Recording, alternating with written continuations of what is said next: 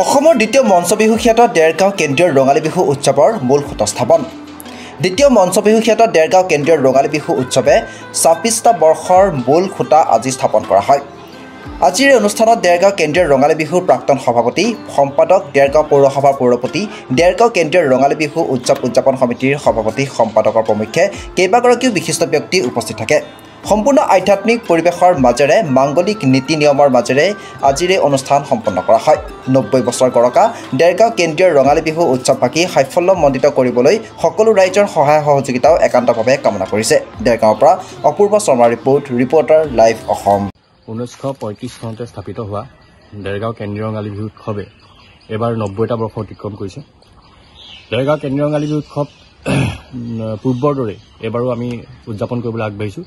অহা 25 আৰু 26 এপ্ৰিল 2025 তাৰিখে আমি দেৰগাঁও কেন্দ্ৰীয় ৰঙালী বিহু উৎসৱ দুদিনীয়া কাৰ্যসূচী উদযাপিত কৰিবলৈ আগবাঢ়িছোঁ। আৰু এই দেৰগাঁও কেন্দ্ৰীয় ৰঙালী বিহুৰ উদযাপনৰ যি মূল মণ্ডপ, এই মূল মণ্ডপৰ আজি মূল যি খুঁটা আজি মাংগলিক নিয়মেৰে আমি দেৰগাঁও নয়ন সমাজ স্মৃতি পথাৰত স্থাপিত কৰিছোঁ। আৰু আশা কৰিছোঁ দেৰগাঁওবাসী ৰাইজে পূৰ্বৰ দৰে এই যি আমাৰ উদযাপনৰ যি ব্যৱস্থা ইয়াত সহযোগিতাৰে কৰি আমাৰ যি অনুষ্ঠান সাফল্যমণ্ডিত কৰিব। ৰাম নমো হৰি নাৰায়ণ ৰাম ৰাম ৰাম সৰ্বধৰ্ম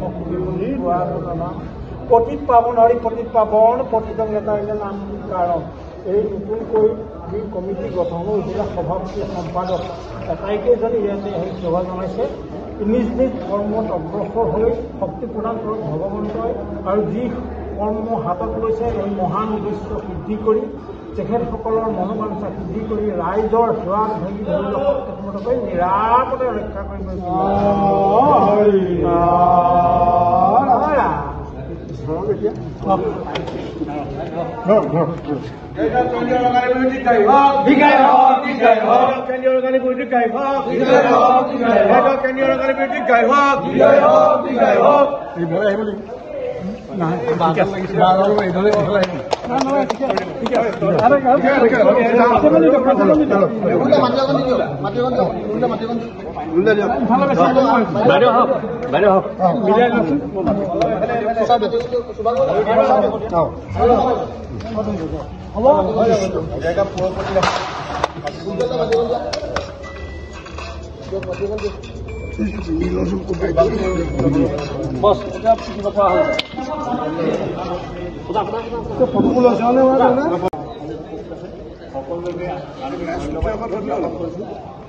আৰু আমি এই যি লাইটটা আমি স্থাপিত কৰিব গৈছোঁ, এই লাইটটা স্থাপনৰ প্ৰাকমুহূৰ্তত মই সকলোকে আন্তৰিক ধন্যবাদ জ্ঞাপন কৰিছোঁ। আৰু আগন্তুক যি উদযাপন হ'ব তাত সকলোৰে সহায় সহযোগিতা।